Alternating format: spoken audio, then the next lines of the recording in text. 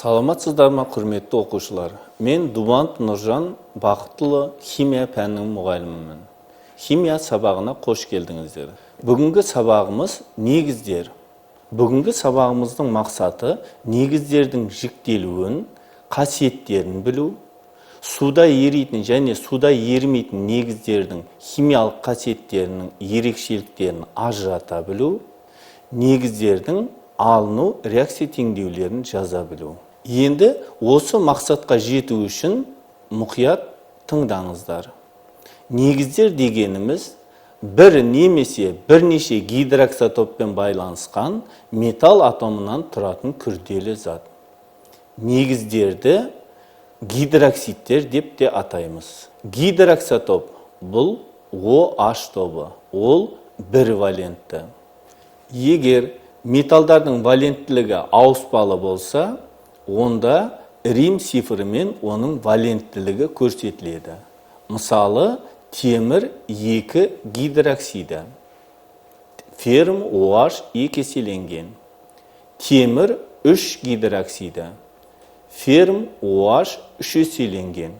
Ал валенттілігі тұрақты болатын болса, онда валенттілік көрсетілмейді. Мысалы, кальций гидроксиді, кальций OH 2 еселенген.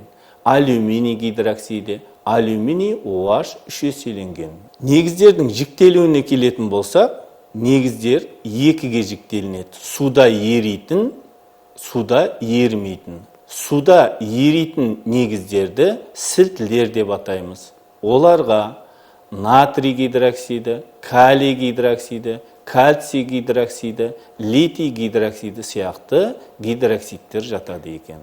Ал суда ерімейтіндерге темір гидроксиді, мыс гидроксиді жататын болса, ерімейтін гидроксидтерге екідайлы гидроксидтер де жатады екен. Оларға бериллий гидроксиді, мырыш гидроксиді, алюминий гидроксидтері жатады.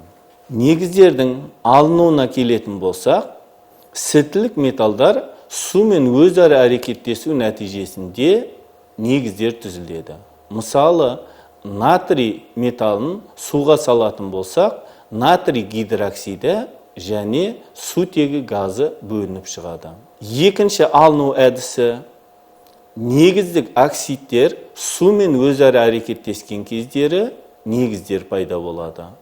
Мысалы, кальций оксиді сумен өзара әрекеттесу нәтижесінде кальций гидроксиді түзіледі. Ерімейтін негіздерді алу үшін олардың еритін тұздарына сілті қосу арқылы аламыз. Мысалы, темір сульфатына натрий гидроксидін қосатын болсақ, темір 2 гидроксиді және натрий сульфаты пайда болады. Негіздердің физикалық қасиетіне келетін болсақ, негіздердің көпшілігі қатты заттар. Олардың түстері әртүрлі болып келеді. Мысалы, темір 3 гидроксиді қызыл қоңыр түсті болатын болса, мыс гидроксиді көк түсті болады. Кальций гидроксиді ақ түсті, натрий гидроксиді де ақ түсті болады. Олардың суда ерекшеліктері әртүрлі. Негіздер ұстағанда немесе жанасқанда тайғақ болады. Концентрациясы жоғары негіз ерітінділері теріні тітіркендіреді. Әдетте негіздердің ащы дәмі болады. Егер асқазан жайсыздығын сезінгенде магний сүтін қолданған болсаңыз, бұл дәм сізге таныс болуы керек. Оның ащы дәмі магний сүтіндегі магний гидроксидінің әсерінен болады. Негіздердің химиялық қасиетіне келетін болсақ, олар да қышқылдар сияқты индикаторларға әсер етеді.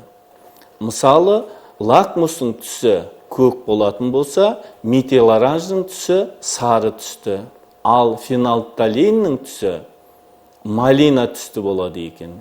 Екінші химиялық қасиетіне тоқталатын болсақ, негіздер қышқылдармен өзара әрекеттеседі. Мысалы, натрий гидроксиді тұз қышқылмен әрекеттесу нәтижесінде натрий хлориді және су молекуласы түзіледі. Ерімейтін негіздер қыздырғанда айырылады. Мысалы, мыс гидроксиді қыздырған кездері мыс оксидіне және суға ыдырайды. Келесі химиялық қасиеті негіздер қышқылдық оксидтермен әрекеттеседі. Нәтижесінде тұз және су пайда болады. Мысалы, кальций гидроксидіне көмір қышқыл газын қосатын болсақ, кальций карбонаты және су молекуласы түзіледі. Келесі химиялық қасиеті тұздармен әрекеттеседі. Мысалы, натрий гидроксиді темір хлоридімен әрекеттесу нәтижесінде темір 2 гидроксиді және ас тұзы пайда болады. Екі дайлы гидроксидтер қышқылдармен де негіздермен де әрекеттеседі. Мысалы, бериллий гидроксиді тұз қышқылмен әрекеттесу нәтижесінде бериллий хлориді және су молекуласы пайда болады. Ал бериллий гидроксиді натрий гидроксидімен әрекеттесу нәтижесінде натрий 2, бериллий O2, натрий бериллаты пайда болады және су молекуласы түзіледі. Енді негіздердің қолданылуын бейне сюжеттен тамашалаңыздар. Кальций гидроксиді құрылыста цемент ерітіндісінің компоненті ретінде қолданылады. Қант өнеркәсібінде оны сірнені қантсыздандыру үшін қолданады. Кальций гидроксидін тыңайтқыштар өндірісінде де пайдаланады. Кальций гидроксидінің ақ түсті суспензиясын жеміс ағаштарының діңін ақтау үшін қолданады. Мұндай шаралар бактерияларды, паразитті саңырауқұлақтарды және тағы басқаларды жояды. Сілтілер. Бұларда күнделікті тұрмыста жиі қолданылады. Мысалы, ас содасы сілті болып саналады. Сабында сілті.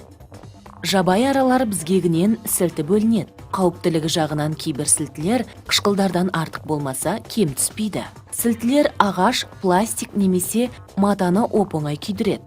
Сілтілер құрамы жағынан қышқылдарға қарама-қарсы қосылыстар. Олардың араласуы кезінде қышқылдық қасиет бейтараптанады. Мысалы, тіс пастысы тамақтанғаннан соң ауыз қуысында қалған қышқылдарды бейтараптандырады. Кейбір таблеткалар құрамында асқазандағы артық тұз қышқылынан арылтуға көмектесетін сілтілер болады. Қышқылдар мен сілтілердің қасиеті тек химиялық реакция кезінде пайда болған ерітінді жағдайында ғана байқалады. Дәл осы реакция кезінде қышқылдар мен сілтілердің қаншалықты қауіпті екендігі анықталады. pH 7 бейтарап болып саналады. Мысалы, суда. Ал pH 7-ден көп болса, сілті болады. Яғни осы заттардың екі жағы да 7 шәкіліне тең болғанда қандайда бір реакцияны тудырады. Қышқылдар мен сілтілер туралы білімді адамдар барлық салада пайдаланады. Тірі организмдерден бөлінетін барлық қышқыл органикалық деп аталады. Олар өнеркәсіптер мен азық-түлік өндірісінде кең қолданысқа ие. Сілтілер мен қышқылдардың әлсіз ерітінділері медицина мен косметологияда пайдаланылады. Ауыл шаруашылығы да бұдан тыс қалмайды. Топырақ сілтілі немесе қышқылды болып келеді. Ал жер өңдеуде оның бейтарап немесе әлсіз қышқылды болған абзал. Бүгінгі сабағымызды бекіту үшін мынадай сұрақтарға жауап беріңіздер. Негіздер қалай жіктелінеді? Иә, дұрыс айтасыңдар. Негіздер суда еритін және суда ерімейтін болып жіктелінеді. Негіздердің физикалық қасиеті қандай? Иә, дұрыс айтасыңдар. Негіздердің түстері әртүрлі болып келеді. Суда ерігіштігі әртүрлі болады екен. Негіздердің химиялық қасиеті қандай? Иә, дұрыс айтасыңдар. Негіздер қышқылдармен әрекеттеседі, қышқылдық оксидтермен әрекеттеседі, тұздармен әрекеттеседі. Қыздырғанда кейбір негіздер ыдырайды. Негіздер қалай алынады? Иә, дұрыс айтасыңдар. Сілтілік металдар сумен өзара әрекеттесу нәтижесінде алынады екен. Негіздік оксидтер сумен әрекеттесу нәтижесінде алынады. Және ерімейтін негіздер тұздармен әрекеттесу нәтижесінде алынады. Осымен сабағымыз аяқталды. Назар қойып тыңдағандарыңызға рахмет.